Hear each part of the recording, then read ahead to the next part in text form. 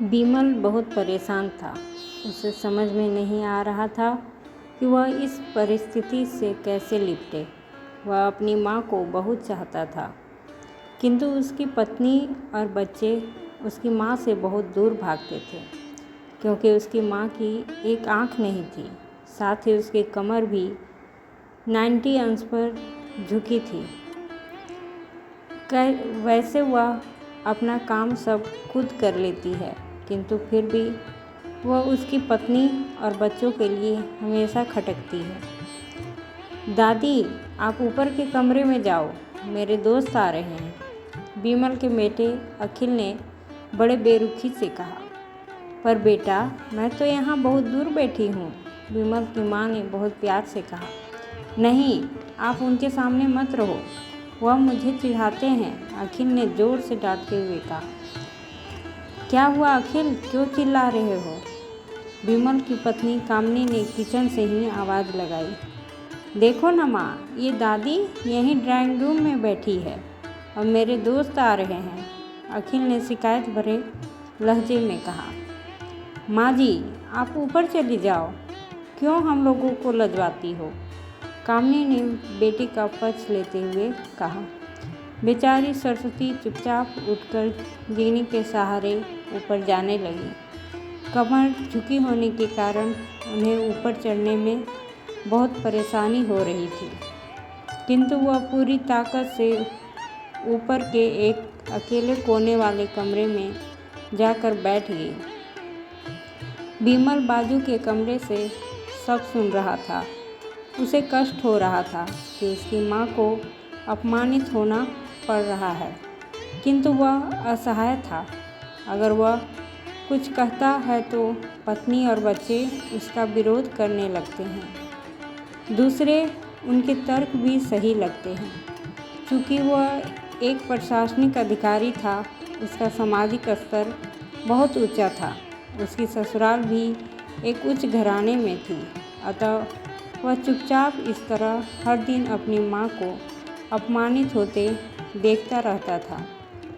रात को बिमल की पत्नी ने कहा, देखो जी, अब कुछ करो। कल कलेक्टर साहब की पत्नी आई थी। माँ जी अपनी देसी धुन धारा में उनसे मिले।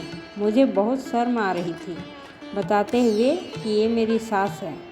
मैंने कह दिया कि दूर की रिश्तेदार है, इलाज कराने आई है। बिमल को रोना आ गया, किंतु फिर भी वह चुप रहा। उसे समझ में नहीं आ रहा था कि वो क्या करे। अपने बेटे की मनस्थिति को सरस्वती अच्छी तरह से जानती थी और बेटे को कोई कष्ट न हो, इसलिए वह हर बात को चुपचाप सह लेती थी। बिमल बहुत उदास रहने लगा। एक तरफ परिवार और सामाजिक स्तर पर जीने की प्रतिबद्धता थी, तो दूसरी ओर आखिर माँ से अपने बेटे की यह हालत नहीं देखी गई। एक दिन उसने अपने बेटे से कहा, बिमल, बहुत दिन हो गए हैं, मैं अपने गांव जाना चाहती हूँ, मुझे वहाँ पहुँचा दो। मेरे यहाँ मन नहीं लग रहा। किंतु माँ, वहाँ तो कोई नहीं है, तुम्हारी देखभाल कौन करेगा? बिमल ने आश्चर्य से पूछा। अरे, सब गांव वाले तो हैं और वो तुम्हारे मामा जी तो उसी गांव में रहते हैं, और फिर हम सारी व्यवस्था कर आएंगे ना। कामनी को तो जैसे मन की मुराद मिल गई है।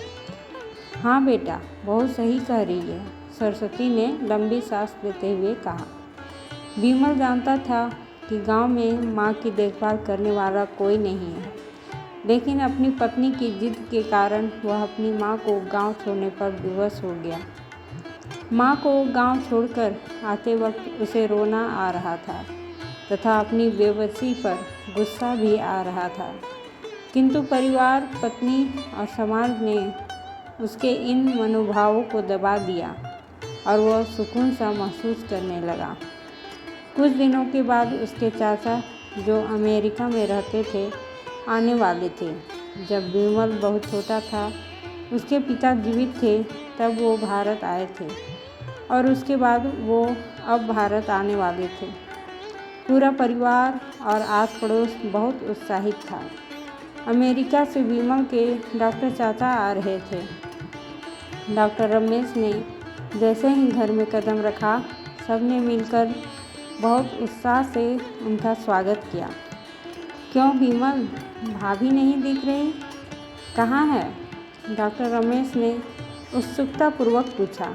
जी वो गांव में रहती हैं, यहाँ उनका मन नहीं लगा, कामनी ने सपाट लहजे में उत्तर दिया। डॉक्टर रमेश ने विमल की ओर देखा तो विमल ने अपनी आंखें झुका ली। डॉक्टर रमेश सब समझ गए। बोले, कल हम भाभी से मिलने गांव चलेंगे सब लोग। दूसरे दिन सभी लोग गांव के घर में पहुँचे। देखा कि सरस्वती को बहुत तेज़ बुखार है और वो पलंग पर असहाय पड़ी है। डॉक्टर रमेश दौड़कर सरस्वती के पास गए, उनके पैर छूकर रोने लगे। सरस्वती की एक हालत उनकी कल्पना से परे थी। वाह बेटा विमल, तूने तो नाम उजागर कर दिया। अपनी माँ की ये हालत देखकर तुझे तो शर्म भी नहीं आ रही होगी।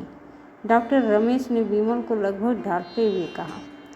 नहीं देवर जी, विमल का कोई दोष नहीं है, मैं खुद गांव आई थी। सरस्वती ने अपने बेटे का बचाव किया। मुझे सब पता चल गया भाभी, आप चुप रहो। क्यों बहू, तुम्हें अपनी सास की क्रूरता पसंद नहीं है?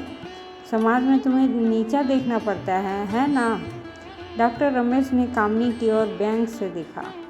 कामनी निरुत्तर होकर विमल को देखने लगी। आज तुम जिस सामाजिक स्तर पर हो वह इन्हीं के संघर्षों की देन है।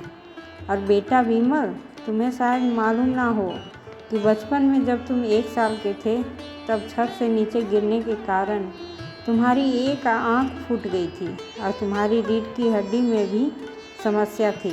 तब तुम्हारी इस क्रूर माँ ने अपनी एक आँख और अपना बोन मैरो तुम्हें देकर इतना सुंदर स्वरूप दिया था। कामनी बेटा, इतने सालों तक संघर्ष करके बेटे को प्रशासनिक अधिकारी बनाने वाली इस संघर्षशील औरत की तुम लोगों ने यह दशा कर दी। तुम्हें ईश्वर कभी माफ़ नहीं करेगा। डॉक्टर रमेश की आंखों से अश्रु जलधारा बह रही थी। अब भाभी, आप मेरे साथ अमेरिका जाएंगी, यहाँ इन स्वार्थी लोगों के बीच नहीं रहेंगी। डॉक्टर रमेश ने सरस्वती से कहा। विमल को तो काटो तो खून नहीं था। डॉक्टर रमेश जो उसके चाचा थे, उन्होंने जो राज बताया उसके बाद तो विमल को यही लग रहा था कि उससे ज़्यादा पापी इंसान इस दुनिया में कोई और है ही नहीं। वह दौड़ता गया और माँ सरस्वती के कदमों से लिपट गया। माँ, मेरा अपराध अक्षम्य है, मैं जानबूझकर चुप्पी साधे रहा, आपका अपमान करवाता रहा। अब सिर्फ आप ही उस घर में मेरे साथ रहेंगी और कोई नहीं। विमल ने आग्नेय दृष्टि से अपनी पत्नी और बच्चों को देखा। कामनी को भी बहुत पश्चाताप हो रहा था, किंतु उसकी हिम्मत नहीं हो रही थी कि वह सरस्वती से आंख मिलाए। सरस्वती ने कामनी की मनोस्थिति को समझकर उसको पुचकारते हुए अपने पास बुलाया और विमल को डांटते हुए कहा, खबरदार, जो मेरी बहू को मुझसे अलग करने की कोशिश की तो तुझे ही घर से बाहर निकाल दूंगी। कामनी और बच्चों ने सरस्वती के पैर पड़ते हुए अपने व्यवहार पर माफ़ी मांगी और माँ के हृदय ने सबको माफ़ कर दिया। दोस्तों, आपको ये कहानी कैसी लगी? अगर अच्छी लगी हो तो लाइक, शेयर और सब्सक्राइब करिए और मेरी सभी कहानियों को बहुत प्यार देने के लिए धन्यवाद।